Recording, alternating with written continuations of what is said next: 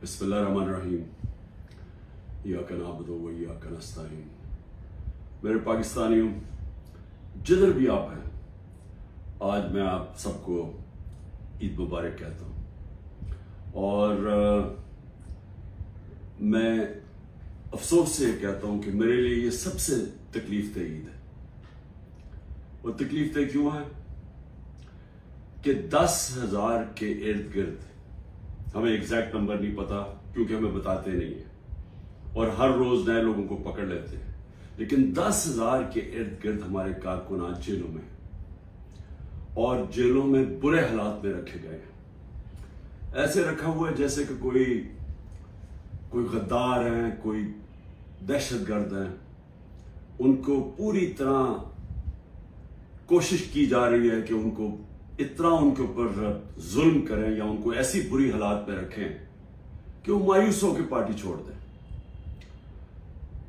उनके जो घर वाले हैं, बीवी बच्चे हैं, माँ बाप हैं, वो आज ईद पे क्या कर रहे होंगे, क्या उनके ऊपर गुजर रही होगी, क्योंकि पता ही नहीं है कि कब बाहर आना है।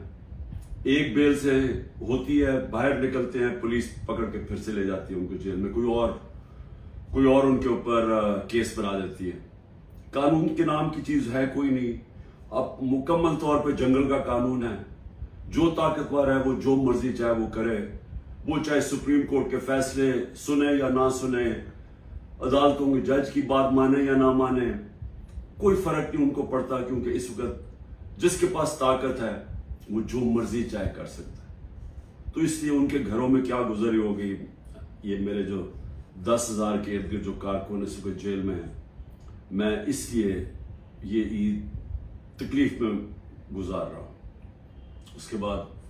उसके अलावा हमारे पॉलिटिकल लीडर्स हैं, मैं आज उनको ईद मुबारक भी कहता हूं, सलाम भी करता हूं, क्योंकि उनको सिर्फ इसलिए जेलों में रखा हुआ है और उनके ऊपर हर किस्म का प्रेशर डाल रहे हैं कि बस वो एक जुमला कह दे कि जी मैं तहरीक इंसाफ छोड़ रहा हूं, फिर सब कुछ माफ हो जाता है। जिस तरह पूछा गया एक सवाल प्रेस कॉन्फ्रेंस के दौरान ISPR की कि जी बताएं कि ये इतने बड़े इल्जाम लगाए हुए बगावत के और दहशतगर्दी के, लेकिन जब वो पार्टी छोड़ते तो सब माफ हो जाता है। तो वही उनके ऊपर प्रेशर डाला हुआ है। तो मैं आज इनको सलाम भी करता हूं।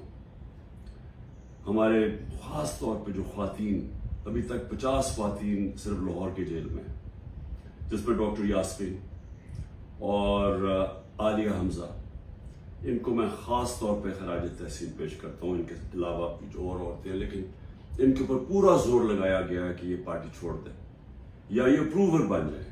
अप्रूवर बनने का मतलब कि जी इमरान खान ने हमें कहा था कि वहां जाके जलाओ घराव करो, तो इसलिए अगर वो ये कह दें तो इनको फिर जेल से निकाल दिया जाएगा।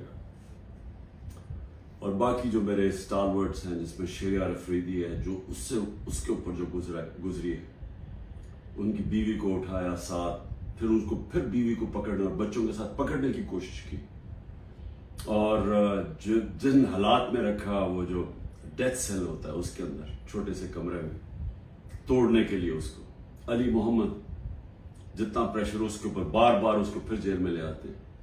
और यहाँ मियां महमूद रशीद, एजाज चौधरी, उमर चीमा की बीवी को पकड़ के जेल में डाल दी। उसका क्या कसूर होगा, सिर्फ तोड़ने के लिए कि किसी तरह ये कहें कि हम तहरीक इंसाफ छोड़ रहे हैं। और मैं जिस तरह अपने और स्टालवर्ड्स हैं, मैं इनको आज खास तौर पे आज सलाम करता हूँ, ईद मुबारक भी कहता हूँ। इसके अलावा मैं आज याद करना चाहता हूँ 16 लोग हमारे शहीद हुए, गोलियां मारी गई उनको 9 मई के बाद। कोई उनकी बात ही नहीं कर रहा कि 16 लोग जो कंफर्म्ड हमारे पास हैं जिनकी शहादतें होंगी, उसके अलावा 9 और हैं, लेकिन हम इसलिए कंफर्म नहीं कर सकते कि उनके जो घर वाले वो छुपे हुए हैं। ये जो दहशत और ये जो खौफ की फिजा बनाई हुई है, वो छुपे हुए हैं और वो कंफर्म नहीं करते, बोलते भी नहीं है। 16 का तो कंफर्म है, 25 को गोलियां लगी जिससे शहीद हुए। उसके अलावा दो नौजवानों की टांगें कट गई और एक के पीठ में गोली लगी जिसकी वजह से वो पैरालाइज हो गया, बेड रिडन है मुकम्मल तौर पर। कोई इन्वेस्टिगेशन नहीं हुई, कोई नाम नहीं लेता, बिल्डिंग जली। मैं खुद कहता हूं कि उनके जिन्होंने बिल्डिंग जलाई उनके खिलाफ एक्शन लेना चाहिए, उन्होंने जुर्म किया। लेकिन कोई बात करेगा कि कौन से मुल्क के अंदर आप 25 लोगों को गोलियां मार दे, 50 और को गोलियां लगी, 50 को और गोलियां लगी, लेकिन आप 25 लोगों को कत्ल कर दें और एक के पास फायर आर्म ना हो। चले या तो होना कि किसी पुलिस वालों को गोलियां लगी, किसी को गोली नहीं लगी, क्योंकि जब बगावत होती है तो वो हाथों से नहीं बगावत होती। बगावत जब होती है तो वो हथियार होते हैं आपके पास। ये कैसी बगावत है कि किसी के पास हथियार ही नहीं थे? कभी कोई फौज के खिलाफ बगावत कर सकता है हाथों के साथ? उनके पास बंदूकें हैं। हमारी माशाल्लाह दुनिया की तकड़ी तरीन फौज है, तो उस क्या हमने बगावत करनी थी? ये इन लोगों को नहाते लोगों ने जाके फौज पे चढ़ाई कर देनी थी। पुरअमन एहतजाज करना जो हमारा हक है, आइन। कोई पाकिस्तान का ऐसा इलाका नहीं जिधर हमें इजाजत नहीं है पुरअमन एहतजाज करने की। बरतानिया के अंदर जो सबसे उनकी मुकद्दस जगह है उनका प्राइम मिनिस्टर का हाउस है 10 डाउनिंग स्ट्रीट। हर दूसरे दिन वहां एहतजाज हो रहा होता है पुरअमन। ये तो जमहूरियत के अंदर होता है। तो यहां तो ऐसे बना दिया कि पुरअमन एहतजाज भी जो भी वो मिल गया कि कंटोनमेंट के अंदर वो सारे दहशतगर्द हैं, बगावत कर रहे थे। लेकिन किसी ने अभी तक नहीं, 40 दिन हो गए हैं, ये नहीं पूछा कि ये भी पाकिस्तानी थे। ये जो 25 लोग हैं जिनकी 16 की कंफर्म्ड शहादतें हैं, कोई पूछा नहीं। जो बेचारे 2 लोगों की जिंदगियां जाया होगी, उनकी टांगें चली गई, एक जो पैरालाइज हो गया, बिस्तर में हो गया, किसी ने नहीं पूछा कि इनका कसूर क्या था। अगर ये पुरअमन एहतजाज कर रहे थे तो कैसे गोलियां मारी इनको? क्या किसी के पास कोई हथियार थे? किसी के पास हथियार नहीं थे। और ये अलमिया है हमारा कि ताकतवर जो फैसला करता है वही होता है। ताकतवर ने फैसला किया कि जनाब ये बगावत इन्होंने किया है, इनको मारो। किसी ने नहीं पूछा कि एक मुहज़्ज़म माशरे में क्या दूसरे को भी वक्त मिलता है अपनी सफाई पेश करने का? फिर सहाफियों से जो हो रहा है, इमरान रियाज गायब है, अभी तक कोई पता नहीं किधर है। 40 दिन हो गए, उनके घर में बच्चे हैं, बीवी है। वो क्या उसका क्या जुर्म था? क्या उसने भी बगावत की थी? क्या वो अपना मौकफ ही पेश कर रहा था ना? तो कौन सी जमहूरियत में इसकी इजाजत नहीं है? 4 बड़े बड़े सहाफी मुल्क छोड़ के बाहर चले गए। एक ने अभी ऐलान किया है, पुराना 50 साल पुराना सहाफत करता है कि जी मैं अब सियासत में बात ही नहीं करूंगा। तो ये क्यों इतना खौफ है? क्यों इतना खौफ है कि दूसरा मौकफ ना पेश हो जाए? क्यों मीडिया के ऊपर पूरा कंट्रोल कर लिया है कि सारे मीडिया का मुंह बंद कर दिया जाए और सिर्फ जो सरकारी वर्जन है वो सिर्फ मीडिया पे आए? क्यों डर है? अगर आप सच और हक पे खड़े हैं तो बोलने दो दूसरों को, आप साबित करें। ये जो सारे हरबे इस्तेमाल किए जा रहे हैं, इसका सिर्फ एक मकसद है, तहरीक-ए-इंसाफ को खत्म करना, मुल्क की सबसे बड़ी जमात को तोड़ना। डरे हुए इलेक्शन से, और ये कब से शुरू हुआ है? ये जब से रिजीम चेंज हुई है तब से ये प्लान बना हुआ है कि इमरान खान को जिन्होंने हटाया उन्होंने अब दोबारा वापस नहीं आने देना। और उधर से देख लें 25 मई को जो उन्होंने किया, कभी पाकिस्तान की तारीख में नहीं हुआ। अंदर फैसले, बंद कमरों में फैसले हो जी, तो मम्मी डैडी हैं, ये तो जी बगल क्राउड है, इनको एक तो आप फेंटा लगाएंगे और ये जो करेंगे तो ये चुप करके पीछे हट जाएंगे। वो नहीं हुआ। 30 बाय इलेक्शन जीत गया 37 में से। उसके बाद मुझे कत्ल करने की कोशिश की। सब एक ही कड़ी का हिस्सा था कि इमरान खान को अब नहीं आने देना। कत्ल करने की कोशिश की, अल्लाह ने बचा लिया। उसके बाद जैसे ही मैं बाहर निकला, अभी ठीक ही हुआ था, 3 महीने तो मुझे ठीक होने में लगे। उसके बाद जब मैं ठीक हो रहा था हुआ घर पे हमला कर दिया, 24 घंटे घर पे अटैक किया रेंजर्स और पुलिस ने। उसके बाद मुझे 18 मार्च को कत्ल करने की कोशिश की जुडिशियल कॉम्प्लेक्स, जिधर मैं अपनी जमानत करवाने जा रहा था। क्यों? सिर्फ ये कि इमरान खान ने अब इलेक्शन नहीं लड़ना, इसको नहीं आने देना हमने पावर में।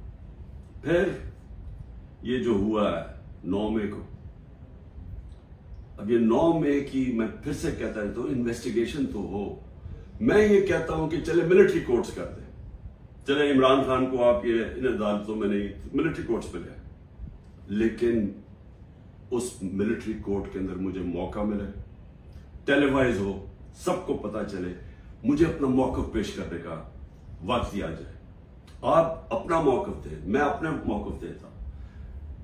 क्योंकि क्या हम सच और हक चाहते हैं कि पाकिस्तान में ऐसी चीजें आगे से ना हो, या सिर्फ और सिर्फ मकसद ये है कि किसी ना किसी तरह तहरीक इंसाफ को खत्म करें? इस ईद के ऊपर जितनी मैंने पाकिस्तान में मायूसी देखी है, मैंने अपनी जिंदगी में नहीं देखी। और इसकी वजह क्या है? एक तो माशी हालात है। 14 महीने के अंदर 6% जब मुल्क बढ़ रहा था, उसकी दौलत में इजाफा हो रहा था, वो आके 0 पे आ गया। इंडस्ट्री बंद हो गया, बेरोजगारी है, 38% महंगाई है जो पाकिस्तान की तारीख में सबसे ज्यादा है।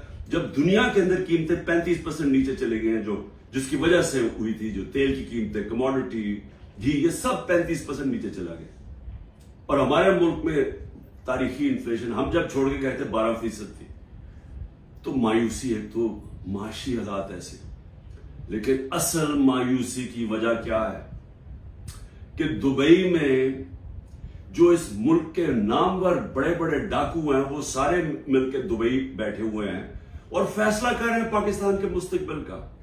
ये है मायूसी। ये वो लोग हैं जिन्होंने 25 साल एक दूसरे की करप्शन कौम को बताई। ये 90 की दिहाई में 2 दफा करप्शन में गवर्नमेंट्स गई और एस्टेब्लिशमेंट ने इनको गिरवाया, क्योंकि इनकी ये करप्शन कर रहे थे। इनकी करप्शन के चर्चे पहली दफा है, सरे माल पता चला।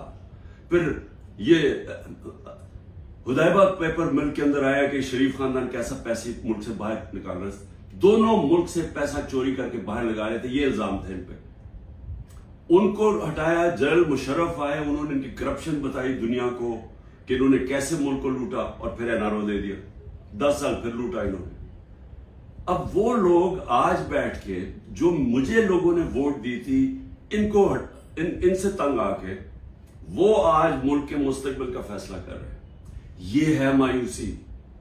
यही मुल्क की एस्टेब्लिशमेंट ने इनकी चोरियां बताई हैं।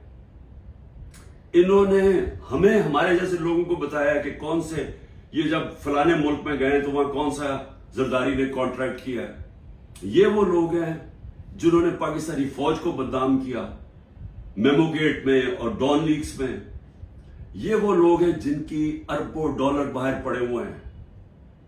ये वो लोग हैं जिनके बाहर के अखबारों के अंदर इनके चर्चे हैं करप्शन के, किताबों के अंदर इनका बताया हुआ कि ये कैसे दोनों चोरी करते थे। ये आज सारे मिलके बैठ के मुल्क की मुस्तकबिल का फैसला कर रहे हैं। ये है मायूसी आज पाकिस्तान में। इसलिए लोग छोड़ छोड़ के जा रहे हैं। 9 लाख आपके प्रोफेशनल जब मुल्क से निकल जाते हैं, ये डॉलर से भी ज्यादा नुकसान है। जो डॉलर मुल्क से बाहर जा रहा है वो ज्यादा नुकसान है। पूछे, जब आपके मुल्क के अंदर क्वालिटी के लोग नहीं रहते, किधर से आप मुल्क चलाएंगे? जो अगर शौकत खानम बना पाकिस्तान में तो किधर से आए थे? सारे पाकिस्तानी बाहर क्वालिफाइड लोग जिन्होंने आके शौकत खानम में काम किया था, 10% छोड़ के चले गए। और जब उनको रिप्लेस कैसे करेंगे? अगर यही सऊदी अरेबिया में या दुबई में बनता है एक कैंसर हॉस्पिटल, तो वो बाहर से लोगों को, फॉरेनर्स को लेके आते हैं, क्योंकि उनके मुल्क में एक्सपर्टीज नहीं है। हम वो खुशकिस्मत मुल्क है, हमारे पास हर किस्म के प्रोफेशनल बाहर बैठे हुए हैं। तो उनको पाकिस्तान लाना आसान नहीं होता। वो तब आते हैं जब उनको मुल्क पे इत्मीनान होता है। तो जो आज हालात हैं, ये अगर 10% शौकत खानम के कंसल्टेंट छोड़ के जा रहे हैं, ये हर जगह प्रोफेशनल्स जो 9 लाख लोग जा रहे हैं, ये अंदाजा नहीं कितना बड़ा नुकसान हुआ है पाकिस्तान को, और होता जा रहा है। उसके अलावा मायूसी ये है कि हिंदुस्तान का जो अमेरिका के साथ मुआहदा हुआ है, अगर ये जो हमारे यहाँ इस वक्त ज़हन बैठे हुए हैं, इनको अगर फुर्सत मिले कि तहरीक इंसाफ को कैसे खत्म करना, और सारी एजेंसीज लगी हुई हैं, मुल्क के सारे इदारे लगे हुए उसको खत्म करने के लिए, अगर आपको फुर्सत मिले तो आपके खतरे की घंटी बजनी चाहिए, क्योंकि बहुत बड़ा हिंदुस्तान के ज़हन में अब इम्बैलेंस हो गया है। वो हमारे से अपने आप को बहुत ज्यादा ताकतवर समझते हैं, और अगर हमारे रिजर्व 4 अरब डॉलर से भी कम है तो उनके कोई 500-600 अरब डॉलर्स के रिजर्व पड़े हुए हैं। उनके टेक्नोलॉजी के अंदर वो बड़ी तेजी से आगे जा रहे हैं, और उन्होंने जो कॉन्ट्रैक्ट कर लिए टेक्नोलॉजी में, न्यूक्लियर प्रोग्राम में, सोच लें कि आगे वो किधर जा रहा है और हम किधर फंसे हुए हैं। हम फंसे हुए हैं कि एक पार्टी को इंजीनियर करके तो एक पॉलिटिकल इंजीनियरिंग हो जाए, खिचड़ी पक जाए, इस पार्टी को इतनी वोट, इसको इतनी दे, इसको दे, ताकि वो सारे कंट्रोल हो जाए और ऊपर बादशाह सलामत इनको कंट्रोल कर सके। ये गेम चल रही है। मुल्क को कमजोर कर, इससे मुल्क और मजीद कमजोर होगा, और वो आगे बढ़ रहे हैं और ये समझ नहीं है कि जब एक इम्बैलेंस हो जाता है तो खतरा होता है मुल्क को। क्योंकि अगर रूस ने अटैक किया यूक्रेन को तो वो समझे वो यूक्रेन से बहुत ज्यादा ताकतवर है। हमेशा याद रखें, कभी अटैक नहीं किया जाता उस मुल्क को जो वो समझे कि हमारे बराबर के हैं या हमारा मुकाबला कर सकते हैं।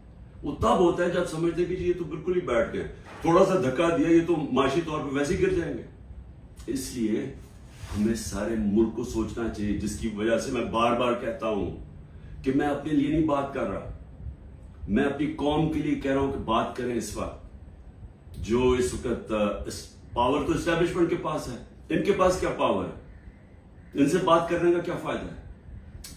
बात तो उससे की जाती है जो पावर लेके बैठे हुए हैं। बात इसलिए करें अपने मुल्क के लिए। हम बड़ी तेजी से नीचे जा रहे हैं। ये जो प्लान बना रहे हैं ना कि माशी आ जाएगी तो उधर से पैसा आ जाएगा, कहीं से मुल्क अपने जब तक मुल्क में स्टेबिलिटी नहीं आती, इस्तेकाम नहीं आता, पॉलिटिक्स स्टेडी नहीं होती, तो उसके अंदर तो कोई माशियत ऊपर जा ही नहीं सकती। तो इसलिए ईद के दिन मैं फिर से कह रहा हूं कि जिधर हम खड़े हुए हैं, ये जो प्रोग्राम बन रहे हैं, जो दुबई में जाके ये सारे मनी लॉन्ड्रर्स, एक दूसरे को ये मनी लॉन्ड्रर्स कहते थे, इनके ऊपर सारे मनी लॉन्ड्रिंग के चार्जेस हैं। 30 साल से मनी लॉन्ड्रिंग कर रहे हैं।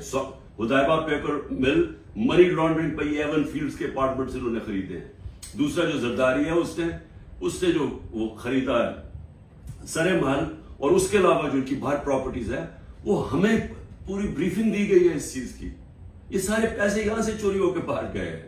वो मुल्क क्या फैसले करेंगे, और उनके साथ एस्टैब्लिशमेंट खड़ी है। और फिर वो कहते हैं कि जी ये देखिए सोशल मीडिया में क्या, सोशल मीडिया अवाम की आवाज है, कोई किसी को जलील नहीं कर सकता। यह जिल्लत अल्लाह की तरफ से आती है, यह हमारा ईमान है। कितनी कोशिश की है इमरान खान को और पीटीआई को जलील करने की, जरा करें ना आज इलेक्शन। मैं चैलेंज करता हूं कि सारी इनको एम्पायर इनको दे दें, इलेक्शन करवा दें। क्यों डर रहे हैं इलेक्शन से? क्योंकि आप जो मर्जी कर लें, जब अवाम के दिलों में एक नजरिया आ जाता है, आइडिया आ जाता है, आप उसको शिकस्त नहीं दे सकते। अंग्रेजी का मुहावरा है, no force can defeat an idea whose time has come. जब एक नजरिया आ जाता है उसको आप शिकस्त नहीं दे सकते। आप डंडे मार के, ये भेड़ बकरियां नहीं है कि डंडे मारेंगे, ये मारेंगे, जुल्म करेंगे तो जी एकदम ये चुप करके भेड़ों की तरह आराम से लाइन में लग जाएंगे। ये इंसान है, इंसान फैसला कर बैठे। जब भी इलेक्शन होगा, मेरा चैलेंज है, तहरीक इंसाफ जीतेगी। और मैं कौम को कहना चाहता हूं कि ये जो जुल्म हो रहा है इस वक्त, अपने ज़हन में एक चीज तैयार कर लें कि कभी आपने खौफ और जुल्म की गुलामी नहीं करनी। मेरी नजर में ये शिर्क है। मैं हर कुर्बानी के लिए तैयार हूं। मैं कभी तस्लीम नहीं करूंगा ये जो पूरी खिचड़ी पक रही है और हमें समझ रहे हैं कि ये खौफ दिला के, जेल में डाल के, या ये जो मेरे घर वालों के ऊपर, बीवी के ऊपर, बहनों के ऊपर, रिश्तेदारों के ऊपर जो कर रहे हैं, अगर इनका ख्याल है कि इसकी वजह से मैं पीछे हट जाऊंगा या हाथ खड़े कर दूंगा, इस गलत, क्योंकि मैं इसको शिर्क समझता हूं। ला इलाहा इल्लल्लाह का मतलब अल्लाह ने हमें इंसान की गुलामी से आजाद किया है।